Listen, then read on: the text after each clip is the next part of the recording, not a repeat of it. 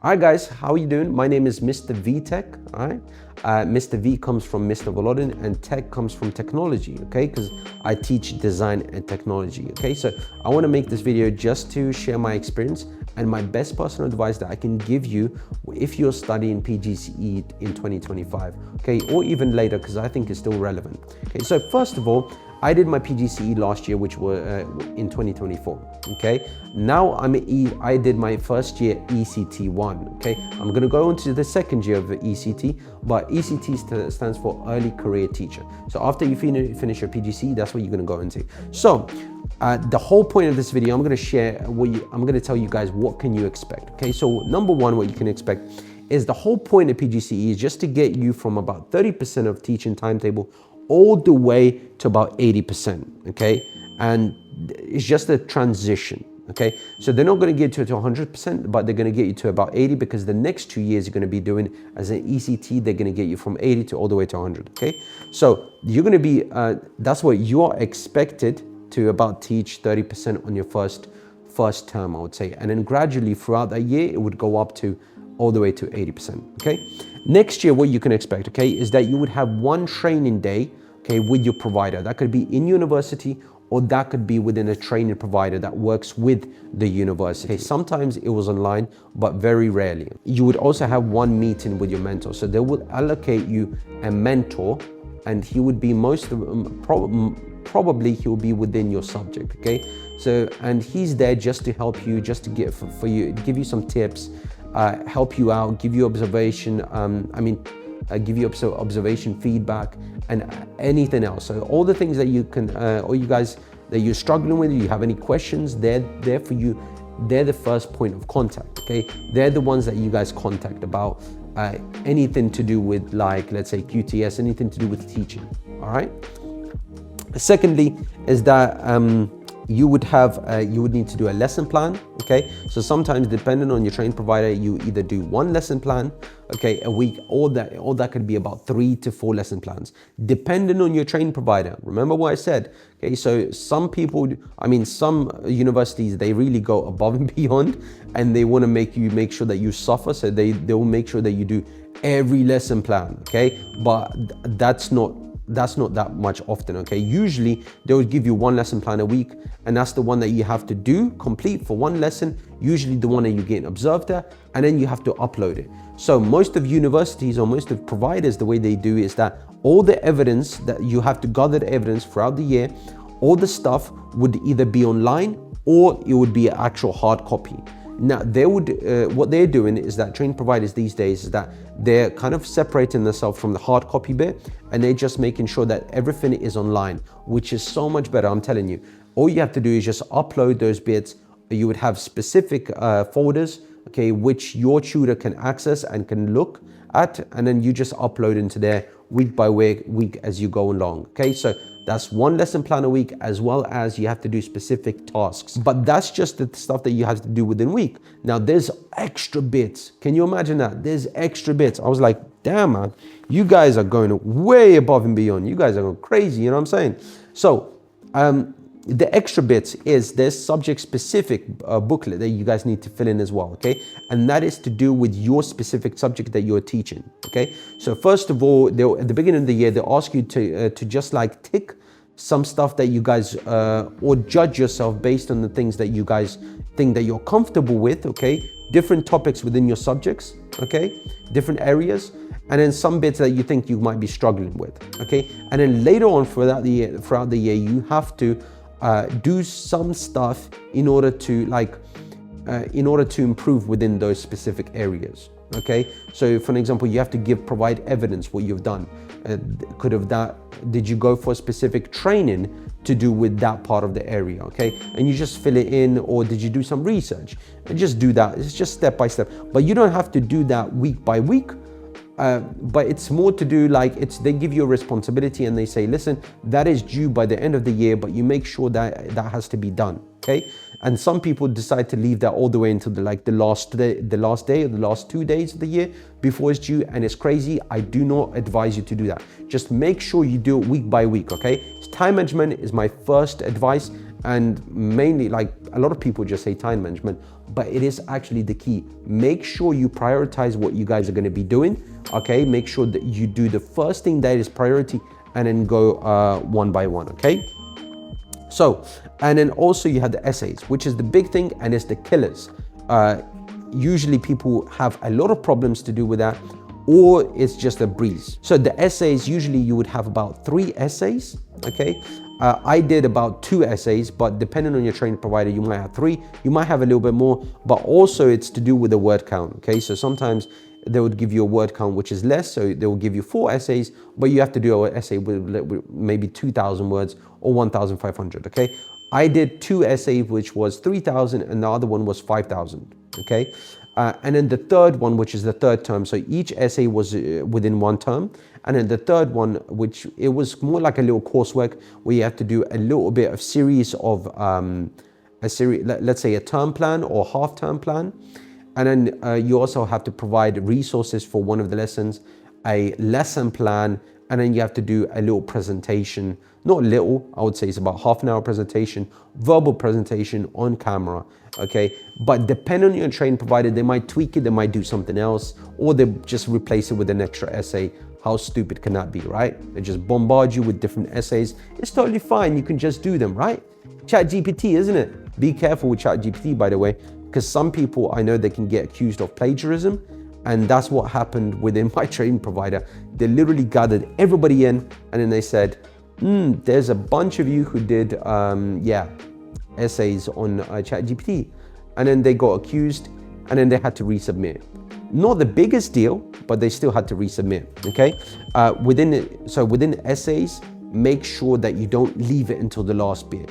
Do dedicate some time, maybe once a week, to do a little bit of research there, a little bit of research there. So at the end, what you can do is just assemble the essay together rather than just writing it from scratch, okay? Because it's gonna be stressful. So make sure the earlier you start doing it, the much better you will be. Time management is one of the biggest things. I know it's one of those kind of like, oh, not again, another guy saying it's about time management or something, but it really is. Anything to do where the course itself is not so hard. The difficulty in the course comes from a lot of the things that you guys need to do. Okay, that's pretty much it. Because they want to make sure that you guys are ready to be a teacher. Because being a teacher, there's a significant part that you guys need to do. A lot of like admin, apart from like preparing for lessons, a lot of different things. Okay, it comes into it. So it's just about preparation. So they give you a bunch of stuff to do. It's not like very hard stuff in terms of like maths or anything like that, right? No equations that you guys need to do, Einstein bit, right? It's just the bits that you guys. It's just like a little coursework day. You guys got to do a bunch of stuff, but it's not that difficult, okay? So make sure time management, prioritize your thing. What is the first thing that you guys need to do? What is the most important thing that you guys need to do? And then go down the list, okay? So prioritize, time management, dedicate time to the things that you guys need to get done. Do not fall behind, because that's gonna bite you in the place that you know, okay? So just make sure, time management, biggest deal. Next thing I would say is that also, once you integrate, let's say you go to, for September, start to integrate within your department, okay? The first placement that you'll be in, that's your main placement. So altogether you have 2 placements. One is your main one, and the other one is a short one, okay? It's about maybe 5 weeks long, 6 week maximum, okay? But your main placement, the first placement, that's the bit that you're gonna be throughout the school year. After Christmas break, you might go, okay, to the second placement, and then you'll come back, okay? So integrate with your department, make friends, okay? I know how it might sound kind of weird, but just be friendly, integrate, okay? And because it's your responsibility, you're the one who's come to the school, okay? So try your best in order to be a part of the department, because this way you can get resources, you can get tips, they can help you. If you just come into the department and you're just gonna acting like you're, being all sassy and all that kind of stuff, right? They don't want that, you don't want that, okay?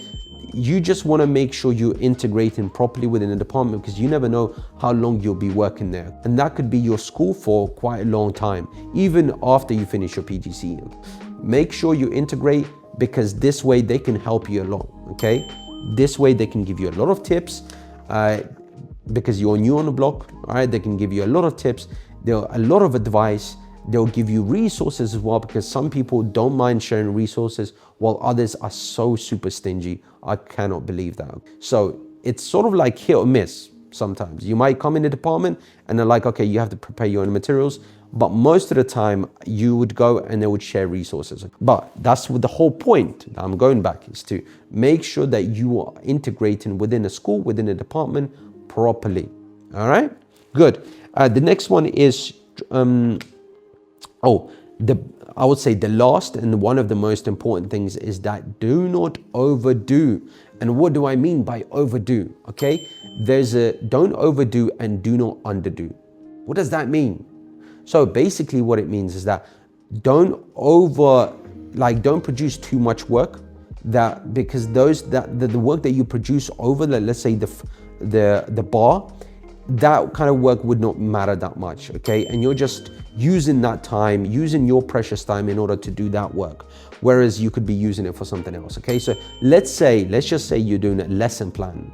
Let's say you're doing one lesson plan. Now that lesson plan, some people can do it within half an hour and they can put just enough detail into it, or even 20 minutes. And other people can spend an hour and a half adding more detail into it, which not gonna affect you that much. Your lesson plan ain't gonna affect you that much. Your lesson plan is just to help you.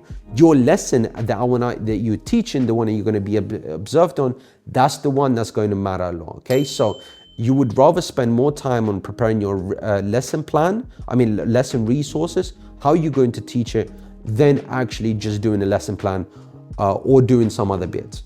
Don't overdo it. Find a sweet spot. Find a little balance between where you should meet the mark, okay? Because let's say if you want to get the UCAS points, those UCAS points are coming directly from your essays. That's the one that's going to be affecting your grade. Anything else, right? All the other stuff, you're just collecting evidence for your QTS, qualified teacher status. That's the one. So the stuff that you're collecting for QTS, there is a pass mark and there is nothing above. Okay, there's nothing above. So there's just a pass mark. You can get enough, and then that qualifies you to be a teacher. But there's nothing like a distinction, and that's not going to affect you. Even if there is, that's not going to affect you, okay, that much. So make sure that you understand where that sweet spot is. You're not overdoing the work and you're not underdoing it, because that matters a lot. All right, because I know some people, they overdo the work. They want to do their best to 110, 150%, 200%. But in the end of the day, they just overburn themselves. They get really tired, because this is more like a marathon. This is not a sprint. This PGCE year is a marathon. There's going to be a lot of ups. There's going to be a lot of downs.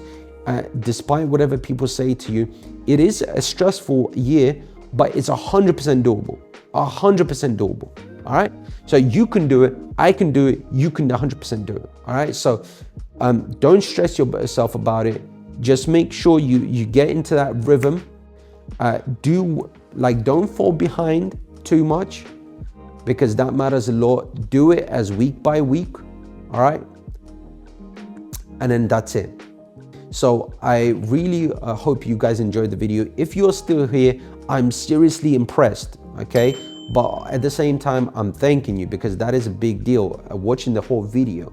All right, so if you're here, I can congratulate you. I don't even know, to be honest. But thank you for watching my video, okay?